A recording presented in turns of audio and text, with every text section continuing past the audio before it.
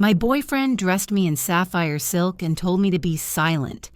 His entire future depended on me playing the perfect, polished accessory, but some truths refused to stay buried. The words hung in the air between us, colder than the conditioned chill of the car's interior. Just keep your mouth shut and don't embarrass me. These are serious people. My boyfriend, Mark, didn't even look at me when he said it. His eyes were fixed on the winding, tree-lined road ahead, his knuckles white on the leather-wrapped steering wheel of his brand-new Mercedes. The smile he'd been wearing all day, the one for the public, had vanished the second the car door closed, replaced by this tight, anxious mask.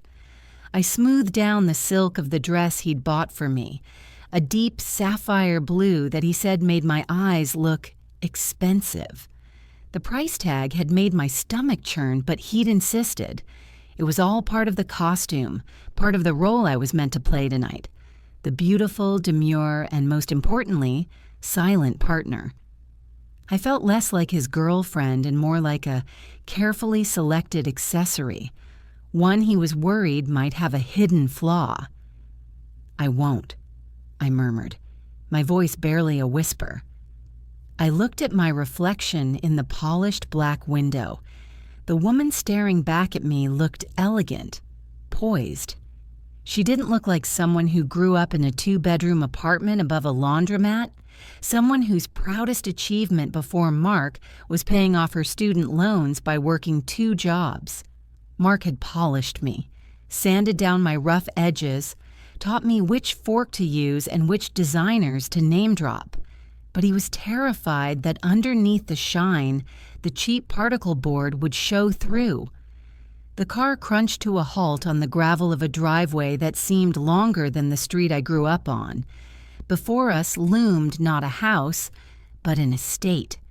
It was a monolith of stone and glass, glowing with warm, intimidating light against the twilight sky. "Remember the talking points," Mark hissed, unbuckling his seatbelt. "Art, travel, the charity gala last spring. Don't talk about your family. Don't talk about where you went to college. And for God's sake, don't make any of your little jokes. These people don't have that kind of sense of humor." My heart hammered against my ribs. These were the Sterlings. Arthur Sterling owned a logistics empire that basically controlled half the shipping in the country. This dinner was the final hurdle for Mark to secure a partnership that would, in his words, make them. It would catapult him from merely wealthy into a whole new stratosphere of power. And I was the ticking time bomb that could blow it all up. We walked to the door, my arm linked through his, a perfect picture of a perfect couple. The moment the massive oak door swung open, Mark's face transformed. The anxious mask was gone, replaced by a dazzling, confident smile. "Eleanor, you look stunning, as always," he boomed, greeting a woman with diamonds sparkling at her throat and a face that looked like it had been carved from ice. The next hour was a blur of air kisses, firm handshakes, and murmured pleasantries in rooms so large they echoed. I followed Mark's lead, smiling until my cheeks ached, nodding at conversations I barely understood about offshore accounts and market fluctuations. I kept my answers short and sweet, just as instructed. Yes, the Monet exhibit was breathtaking. Oh, we just adored Tuscany last fall. I was a doll, positioned just so, speaking my pre-programmed lines. Mark would occasionally squeeze my hand, a subtle signal of approval. Good girl. We were finally seated for dinner around a table that could have hosted the Last Supper. The crystal glasses chimed, and the silverware was so heavy it felt like a weapon. I was seated directly across from the man himself, Arthur Sterling. He had piercing gray eyes that seemed to see right through the sapphire dress, the professionally styled hair, and the carefully practiced smile. He'd been mostly quiet, observing, letting his wife and the other guests lead the conversation. Then, during a lull in the conversation, those intense eyes landed squarely on me. The table fell silent. "So, Sarah," he began, his voice a low, gravelly rumble that commanded attention, "Mark tells us you were an art history minor, a woman of culture, very impressive." He took a slow sip of his wine, his gaze never leaving mine. "But that's all he's told us. Before you met our ambitious Mark here, what did you do? What was your real passion?" I froze. My blood ran cold. It was the one question Mark hadn't prepped me for.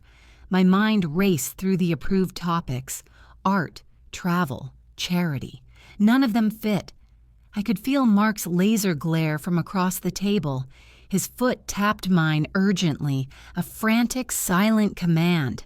Lie, say something, anything but the truth. My throat went dry. Arthur Sterling leaned forward slightly, a ghost of a smile playing on his lips, waiting. The entire table was silent, their faces turned to me, expectant. The silence stretched, thick and suffocating, and I saw a flicker of sheer panic in Mark's eyes. My past flashed before my eyes, not the curated Mark-approved version, but the real one. The smell of sawdust in my grandfather's workshop, the satisfaction of stripping away layers of ugly varnish to find beautiful, century-old wood grain beneath, the pride of selling my first restored piece to pay for a textbook, my real life, the life Mark wanted to bury under layers of silk and lies. I glanced at him.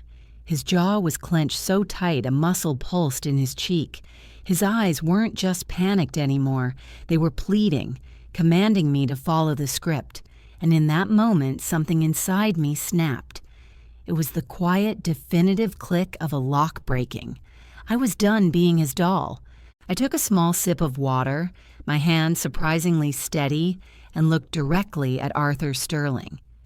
"Before I met Mark," I began, my voice clear and even, surprising even myself, "I restored antique furniture." A polite, confused titter went around the table.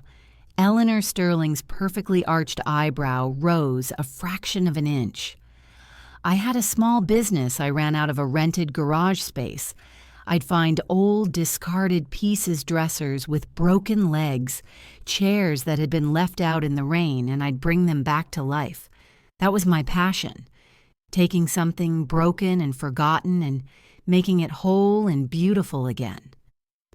The silence that followed was entirely different from the one before. It wasn't expectant. It was stunned. I could feel Mark's fury radiating across the table like heat from a furnace. He wouldn't look at me.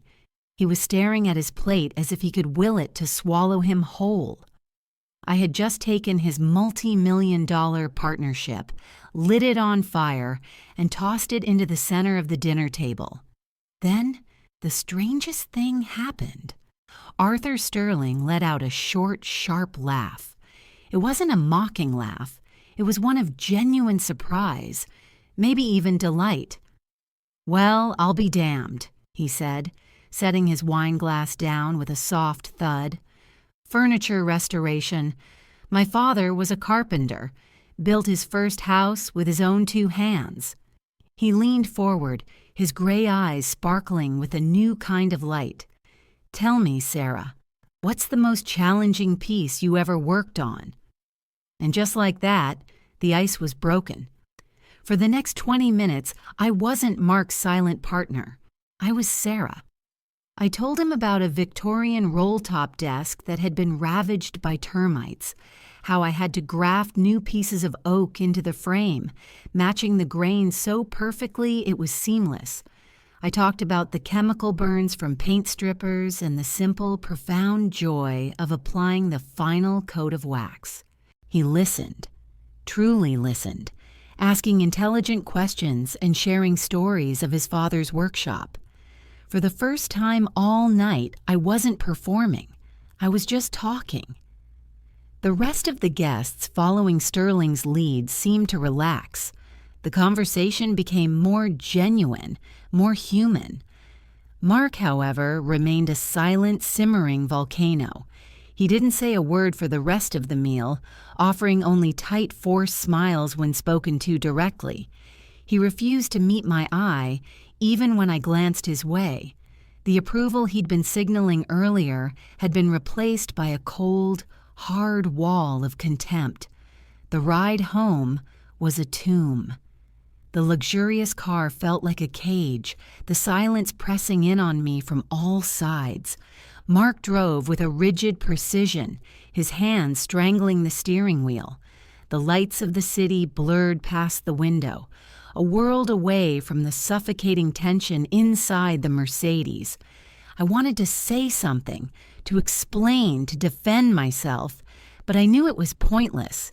He wasn't just angry, he was disgusted. I had shown him the particle board beneath the veneer, and he couldn't stand the sight of it. We left the highway, turning onto the quieter suburban streets that led to his penthouse. He drove past the entrance to his building. My stomach dropped. "Mark, you missed the turn." He didn't answer. He just kept driving, heading towards the dark, undeveloped hills on the edge of the city. He finally pulled the car over onto a gravel shoulder overlooking the glittering expanse of the city below. The spot would have been romantic under any other circumstance. He cut the engine. The sudden, absolute silence was deafening. He turned his head slowly, and for the first time since the dinner table, he looked at me. His face was devoid of all emotion, a terrifying blank slate. His voice, when he finally spoke, was so low and cold it felt like ice water on my skin. "All of that work, everything I built, everything I gave you, you just burned it all to the ground tonight." He paused, his eyes like chips of stone. "I hope you're happy." "I hope you're happy," he repeated, his voice dangerously low. I looked at his face. The handsome features that I used to adore now twisted into a mask of cold fury. I saw him then, truly saw him, for the first time. Not as the charming, ambitious man who had swept me off my feet, but as a terrified little boy, building a fortress of wealth and status around himself, deathly afraid that someone might see the cracks in the walls. I was a crack. My authenticity was a crack. "Actually, Mark," I said, my voice steady, "I am." A flicker of surprise crossed his face, breaking his cold composure. "For months I have been playing a part. I've been wearing clothes I can't afford, talking about places I've never been, and pretending to be someone I'm not. Tonight, for about 20 minutes, I got to be myself. And it turns out, serious people like Arthur Sterling are more interested in a woman who can restore a rotted piece of mahogany than they are in a living doll who can only parrot back lines about Tuscany. So yes, I am happy." His jaw worked silently, a string of insults no doubt forming on his tongue, but I didn't give him the chance to voice them. With a calmness that felt utterly foreign and deeply empowering, I reached for the door handle. "What are you doing?" he snapped. "I'm getting out," I said simply. I opened the door, the interior light flooding the dark overlook. The sapphire dress felt like a costume I couldn't wait to shed. "I'll get an Uber." "Don't be ridiculous, Sarah," he sneered. "You're in the middle of nowhere. Get back in the car. I'll take you home." I stepped out onto the gravel, the cool night air a welcome shock. I turned and looked at him, sitting there in his throne of leather and steel. "No, thank you. I think I'd rather walk." And with that, I closed the door on him, on the car, on the entire fragile, glittering life he had built. He stared at me through the windshield for a long moment, his expression a mixture of disbelief and contempt. Then, without another word, he gunned the engine, spitting gravel as he sped away, leaving me alone on the dark hillside with the city lights spread out before me like a carpet of fallen stars. The next few days were a quiet storm of logistics and liberation. I moved my things out of his sterile penthouse and back into my small, cluttered apartment. The smell of turpentine and wood stain felt more like home than his expensive air fresheners ever had. I boxed up the designer clothes, including the sapphire dress, and dropped them at a consignment shop. I felt lighter with every box I sealed. I expected to feel heartbroken, but mostly I just felt relief. The constant gnawing anxiety of not being good enough was gone, replaced by a quiet sense of purpose. On the third day, my phone rang. It was an unknown number with a Manhattan area code. I almost let it go to voicemail, assuming it was Mark calling from a blocked number, but some instinct made me answer. "Hello, is this Sarah Jenkins?" A polite professional voice asked. "Yes, it is. Please hold for Mr. Sterling." My heart stopped. My blood turned to ice. This was it. The call to tell me I'd single-handedly torpedoed Mark's career, the final nail in the coffin. I gripped the edge of my workbench as the line clicked. "Sarah, Arthur Sterling here." His gravelly voice was unmistakable. "I hope I'm not disturbing you." "Mr. Sterling." "Not at all," I stammered, my mind racing. "Good. I'm calling for 2 reasons. First, I wanted to thank you for a refreshingly honest evening. It's been a long time since I've had a dinner guest speak about something they were truly passionate about." I was speechless. "The second reason," he continued, his tone shifting slightly, becoming more serious, "is to let you know that I've informed Mark that we won't be moving forward with the partnership." The breath left my lungs in a rush. "Oh, I'm so sorry to hear that. It was my fault." "On the contrary, Sarah," Arthur said, his voice firm. "It had nothing to do with you and everything to do with him. I've learned in my life that a man's true character isn't revealed when he's talking to me. It's revealed in how he treats the people around him. I saw the look on his face when you spoke about your work. I saw the way he tried to silence you. A man who is terrified of his partner's strength is not a man I can trust in my boardroom. He didn't lose the deal because you spoke up. He lost it because he wanted you to stay silent." Tears pricked my eyes, not of sadness, but of overwhelming validation. He understood. He had seen everything. I stood there in my dusty workshop, surrounded by the broken things I loved to fix, and felt, for the first time in a long time, completely whole.